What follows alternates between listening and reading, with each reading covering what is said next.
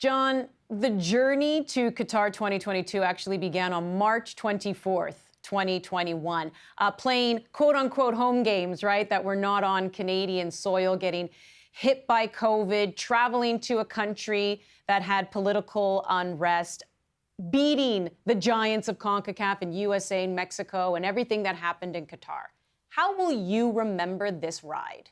We were written off pretty early back in 2018, and to galvanise the group around a clear vision, with that purpose of having a moment that our country could come together and connect over was what drove us through. It drove us through those difficult moments, whether that's the times you've had to go knocking on doors to get additional funding to make sure you could do the things we were going to do, or just those unforgettable moments, the goal against Panama at home, the game in the ice ticker, and then Sam Adekube's goal against the US. I mean, just unbelievable memories. And then the snow falling against Jamaica. I mean, these moments that, I'll cherish.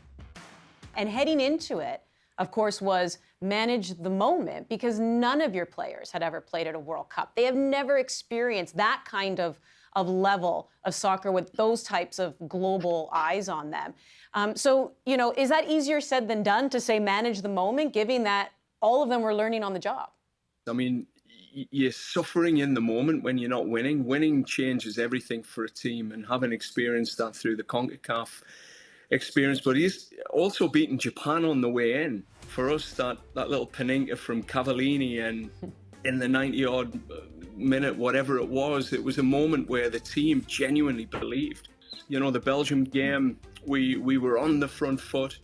The Croatia game, we were on the front foot for long parts of that game. And the same for Morocco. We had a wobbly 25, 30 minutes in that match, but for the rest of the time we were on the front foot. Coming into it, it was very clear. We had, walls in our meeting room or our dinner room at the hotel, which had our goals on. And we were able to tick quite a lot of those boxes. Mm-hmm. What were some of those things you ticked off then? Well, I think the first, sitting with the leadership group in June, it was to go in and play with no fear. So that was the starting point, to entertain. The second was to score the first goal, to make sure that, we were that team that gave our country something to celebrate. These are the memories that turn a generation toward football. We left some of our goals on the table, which were to get that first result, the first win.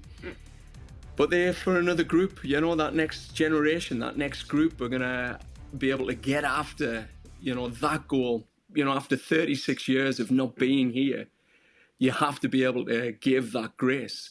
A lot of people also agreed this was a really tough group. And do you think somewhere along the way, people maybe forgot just how much of an underdog Canada actually was at this World Cup? You looked at our performance against Japan. It was a really good performance leading in. But we'd shown we could win against a team that would perennially qualify out of a group stage, that had a number of tier one players. So that gave us hope. And I think the Belgian performance, gave us hope as well. I think the country went, wow, this team can do something. And that wasn't just the country, it was probably the world. So this was a tough group. There's no doubt you were playing the second number 2 team in the world who, sort of pitted out. But I think what Morocco showed is those 36 years of waiting for a World Cup opportunity to get out the group stage, that fight and fire that they had. But more importantly, the years of developing a team. 36 years of developing tier one players, playing in the top leagues around the world, gaining Champions League experience, but more importantly, qualifying consistently for World Cups, so they know what it's going to take. And I thought that's what we learned, certainly against Croatia and Morocco, that you have to be defensively resolute. That's the starting point of everything. And I don't think we were strong enough in that area collectively, whether it was some of the tactical elements of being able to shift and adapt to the momentum quick enough, or an injury to Eustáquio, and you're trying to make those tactical shifts to become more resolute defensively. But you just don't get that time before you make the change. The punishment's happened. How big of a blow was it losing Stefan Eustáquio? I mean, we've been very good in recent times of a next man up process. But I think Steph just brings something in that engine room. You win and lose games in those areas of the pitch.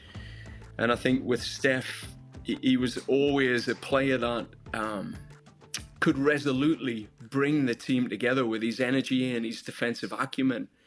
And I think that was missing, there's no doubt. But at the same time, I thought the lads that came in, given their realities coming into a World Cup, they put a hell of a shift in for their countries. So when you look at it and where Morocco are at and where you see, Croatia at now in the tournament, you realise, how competitive I think Canada were in those matches. Yeah, the scoreline doesn't always tell the full story, and that one blade of grass that pushed the ball out definitely just felt so unfair. But, Alphonso Davies, you mentioned he gets the historic goal for the Canadian men at the World Cup. When you have a player like that, are you still trying to work to find out the best spot on the pitch for him? No, not at all. I think every game we've played with Alphonso, we've committed to an attacking role, attacking responsibility.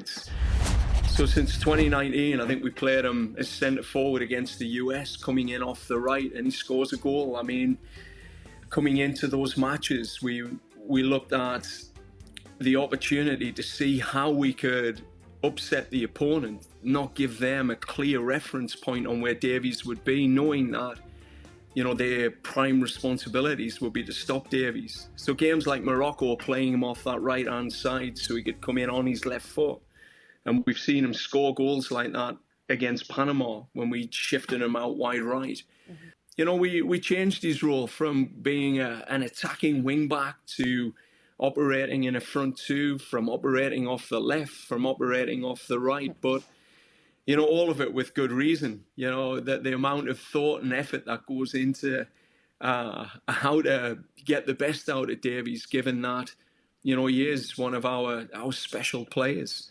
There's a lot goes into it. Well, I have to say there's a lot of scoring threat on this team as well. And I know all of them would have loved to have been the first to get that goal at a men's World Cup. But how important do you think it was for Davies to get that goal, given the missed penalty in the first? Like, how much did it mean to him to get that? Yeah, a lot.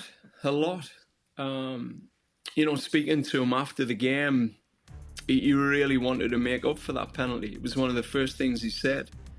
I think that hurt him for sure. And again, I think it was the first time he'd been questioned as well. There was a little bit of negative media towards him, which was shocking, really. I mean, to start, going after a young lad like that, that's, expressing himself for his country. He had the confidence to pick that ball up. He's an $80 million player with Champions League medals. He'd taken penalties for Canada before, most recently Curaçao. He knew he wanted that moment. And no one talks about, the giant Qatar in goal, one of the best keepers in the world. So I think for him to have that moment was pretty special, and you could see what it meant to the team as they celebrated with him. Before we look ahead and say goodbye to Qatar, I do want to know if there's one moment that you do look back on that you are really proud of. There's too many. There really is too many. I think some of the conversations with players behind the scenes where, guys are willing to surrender their shirt to allow other players to play. There was men in that squad that really have bled for this country and deserved an opportunity to play at a World Cup. And to sit in, those one-on-one meetings and hear how committed they are to each other, to their country, to be able to say, look, I understand my role, and whatever it's going to take to get that win against Morocco, I'm willing to sacrifice that opportunity to take those minutes, even though I know I've given everything to this team for the last 10 years. To be in those moments, Andy, they're proud moments. And then at the end of the game, to shake hands and look each other in the eye and know, we did what was right for the team. So, I mean, they're proud moments that you can keep people intact and keep them believing and together. But I also have to ask, is there one do-over you'd like? Yeah, I mean, I think the do-over is just the prep going in. Like, we needed more games against that type of opponent just to see, you know, how they would adapt to your high pressing, you know, when things got tough. You know, how did we evolve in those moments collectively as a team? So I think those moments were, you know, that preparation to have got those extra games against, you know, big teams in Europe or South America. We have to play big nations, big games, and feel what it's like to be under the pressure of these quality players. So let's look ahead a little bit, because, you know, with getting this country on board and getting them to believe, it's good and bad. Good because everyone's paying attention. Bad because everyone's paying attention, and now they have questions and they want to know if there's going to be new faces on board. Can we expect much lineup changes in the competitions that are upcoming for you, just to see who else is in the system and what kind of lineup you'll have for 2026? Yeah, I think there's definitely some players with dual passports that we'll continue to pursue behind the scenes that we feel have got, you know, high potential. We've got to look at developing in some of those areas. We need a minimum of 6 tier 1 players. I've said it consistently. Minimum of 6 to get out of a group stage. You know, and I think these are the questions that need to be asked. You know, how do we as a country collectively springboard these players in to the higher echelons of football, where they get the experiences that are really going to help them at a World Cup? I think our Canadian Premier League is going to be critical to the success of this. I think the MLS, particularly our Canadian clubs, are going to be key with the MLS2 concept. And then ultimately, it's Canada's non-linear, dynamic development system that a player could be arriving on our shores with an African passport or a European passport that are immigrating here, that we've got to lock into our system. And I feel like those players are falling in love with Canada already. While I was at the World Cup after the Belgium game, you know, players that have been on the bubble on deciding between nationality were reaching out. It was really interesting to see.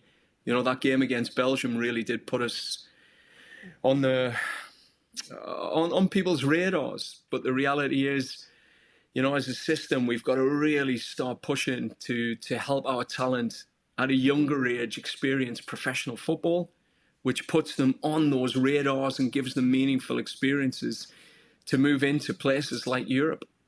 Mm-hmm. Do you feel there's also that urgency, knowing that you're going to be hosting in 2026 as well, as a host nation, and wanting to perform? When I signed up to the job, we wrote out a 2-quadrennial plan. And 2022 was the foundation. As I said to anyone at the time who would listen, we had to qualify in 2022. We had to. One, to raise the profile so we could get better games around the world. We could raise the profile of our players to ensure that more of them could get access to tier 1 leagues.